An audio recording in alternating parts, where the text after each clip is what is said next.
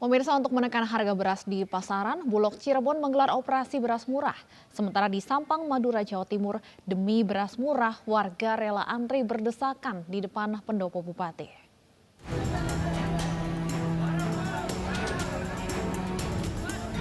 Ratusan ibu-ibu dari desa Cipanas di Kecamatan Dukuh Puntang, Kabupaten Cirebon, Jawa Barat menyerbu operasi pasar beras murah Sabtu siang.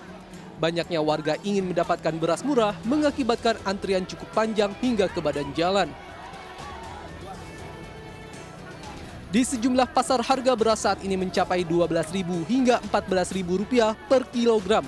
Sementara dalam operasi beras murah yang digelar pihak Bulog ini dijual dengan harga Rp9.400 per kilo untuk kualitas medium. Dalam operasi ini, pembelian beras murah dibatasi sebanyak 2 kantong beras atau 10 kg setiap orang.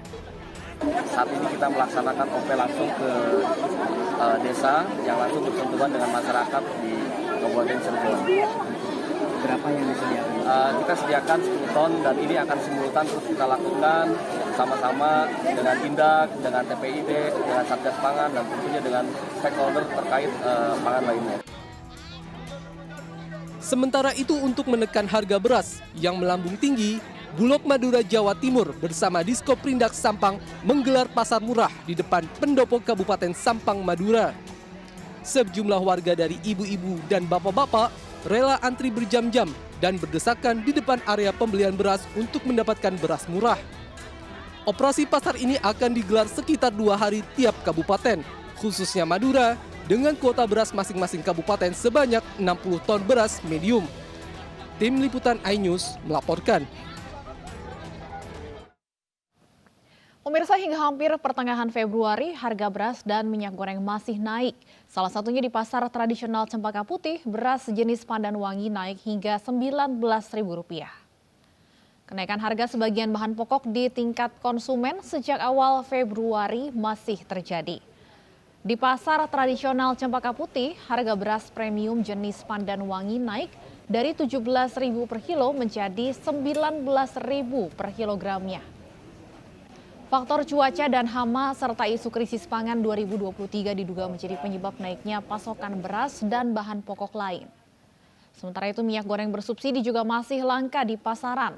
Minyak kita dijual Rp15.000 per liter. Sementara minyak goreng curah dijual seharga Rp14.000 per liternya.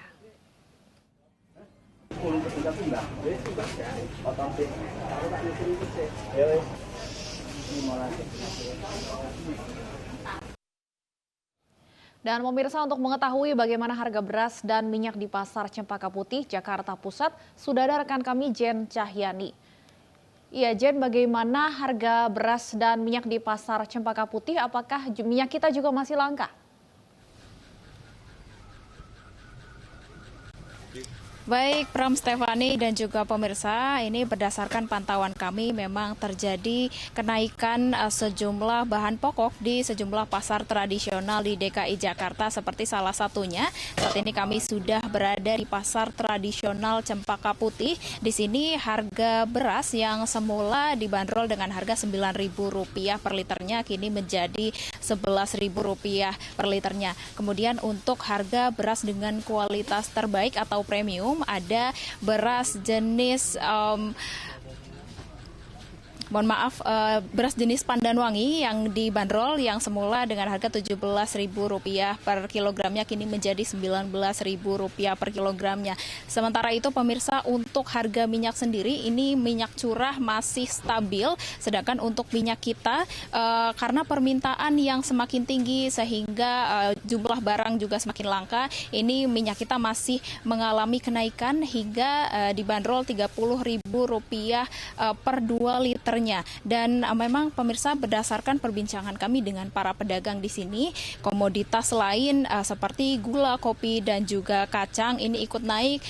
Namun kenaikan ini terjadi secara perlahan dan tidak terlalu signifikan seperti kenaikan beras dan juga minyak. Dan memang pemirsa, yang mana ini kenaikan beberapa bahan pokok atau komoditas sudah terjadi sejak awal Februari tahun 2023, yang mana berdasarkan informasi yang kami dapatkan menyampaikan faktor hama, cuaca, dan juga isu krisis pangan tahun 2023 ini menjadi faktor utama kendala kelancaran pasokan bahan pokok yang masuk sehingga berdampak pada kenaikan bahan pokok di tingkat konsumen yang terjadi di pasar-pasar tradisional di DKI Jakarta. Dan pemirsa, menurut para pedagang di sini, mengeluhkan adanya kenaikan bahan pokok yang terus terjadi di pasar tradisional karena menyebabkan daya beli masyarakat ini terus menurun dan mereka juga harus mengurangi jumlah belanjaan mereka. Dan juga karena mungkin beras ini merupakan bahan pokok yang dikonsumsi masyarakat setiap harinya sehingga masyarakat mengeluhkan juga baik para pedagang maupun pembeli adanya kenaikan yang terus terjadi sejak awal tahun 2023 ini. Dan dengan harapan ini para pedagang mengungkapkan harapannya agar kenaikan bahan pokok atau komoditas tidak terus terjadi karena menyebabkan daya beli masyarakat menurun dan harapannya harga komoditas atau bahan pokok akan kembali stabil. Baik, Pram, Stefani.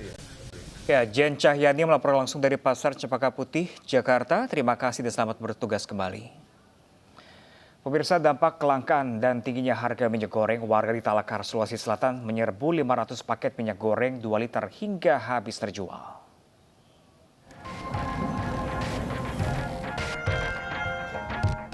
Tingginya harga minyak goreng di pasaran membuat warga memilih untuk antri dan membeli paket murah berisi minyak goreng kemasan 2 liter, gula pasir dan terigu yang hanya dijual seharga Rp50.000 di Talakar, Sulawesi Selatan.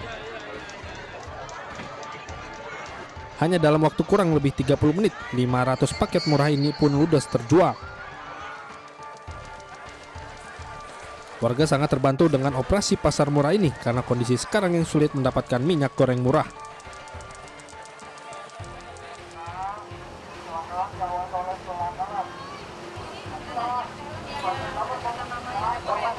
Sementara itu di Subang, Jawa Barat, dalam operasi keselamatan yang digelar di perempatan Cinta Polres Subang membagikan minyak goreng gratis bagi pengendara.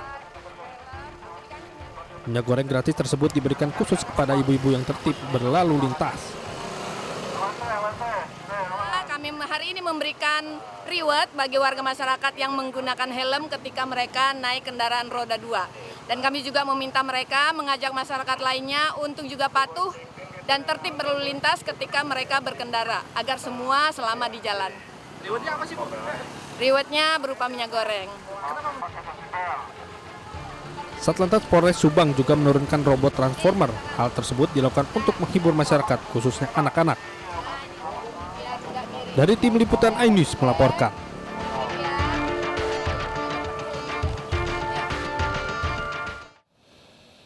Ya, pemirsa, beberapa waktu lalu Menteri Pendayagunaan Aparatur Negara Abdullah Azwar Anas menyebutkan bahwa anggaran pengentasan kemiskinan hampir senilai 500 triliun rupiah belum dimaksimalkan untuk kepentingan masyarakat miskin. Abdullah menyebut sebagian anggaran banyak dihabiskan untuk rapat dan studi banding di hotel mewah. Lalu sebenarnya berapa jumlah warga yang masuk dalam kategori miskin di Indonesia? Berikut laporan selengkapnya.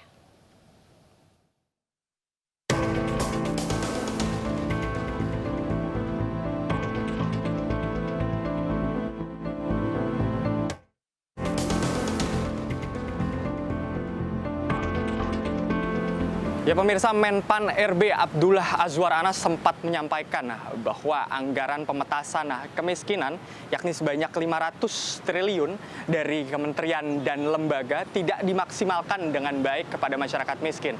Dan justru anggaran ini masuk ke dalam rapat-rapat dan agenda studi banding di hotel-hotel sehingga menjadi komentar negatif dari banyak masyarakat. Lalu berbicara mengenai kemiskinan, siapa yang dianggap sebagai masyarakat miskin di Indonesia? Untuk mengukur kemiskinan, Badan Pusat Statistik Indonesia atau BPS menggunakan konsep kemampuan memenuhi kebutuhan dasar. Penduduk dikategorikan miskin jika memiliki rata-rata pengeluaran di bawah batas garis kemiskinan. Berdasarkan data BPS per September 2022, batas garis kemiskinan di Indonesia yaitu sebesar Rp535.547 per kapita atau per orang per bulannya. atau Rp2.324.274 per rumah tangga miskin dengan jumlah anggota keluarga rata-rata 4-5 orang. Jadi setiap orang yang pengeluaran per bulannya sama dengan atau di atas angka itu tidak termasuk penduduk miskin. BPS juga mencatat dari 6 kelompok pulau besar di Indonesia, Pulau Jawa memiliki penduduk miskin terbanyak di tanah air. Penduduk miskin di Pulau Jawa berjumlah 13,94 juta orang. Sementara urutan kedua terbanyak berada di Pulau Sumatera, sebanyak 5,76 juta orang.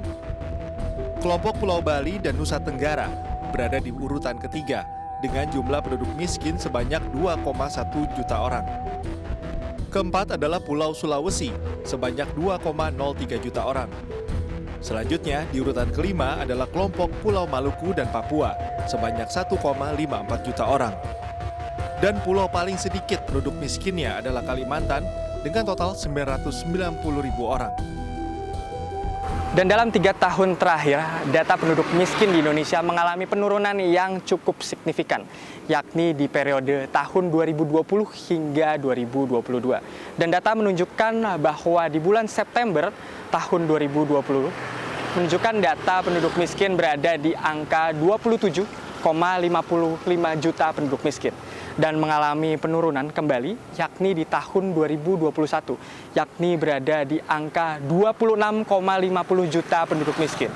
Selanjutnya kembali mengalami penurunan sebanyak 140.000 angka, yakni di tahun 2022, yakni berada di angka 26,36 juta penduduk miskin. Ya pemirsa, andai saja, namun sekali lagi andai saja suntikan dana sebanyak 500 triliun tadi disalurkan kepada mereka yang berhak mendapatkannya, maka sekiranya 26,36 juta orang penduduk di Indonesia mendapatkan 19 juta rupiah per tahunnya, atau sekitar 1,6 juta rupiah per bulan. Itu merupakan nominal yang sangat besar dibandingkan dengan bantuan masyarakat yang lainnya.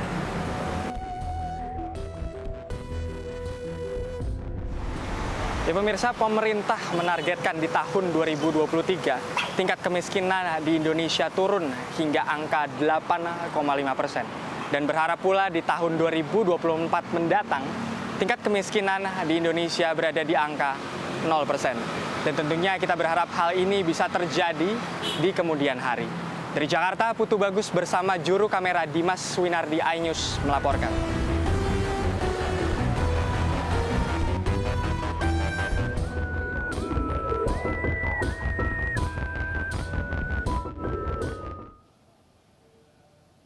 Seorang gadis berusia 16 tahun diselamatkan dari reruntuhan gempa Turki setelah terjebak selama 134 jam. Informasi selengkapnya kami hadirkan sesaat lagi untuk Anda pemirsa. Tetaplah bersama kami di iNews Siang.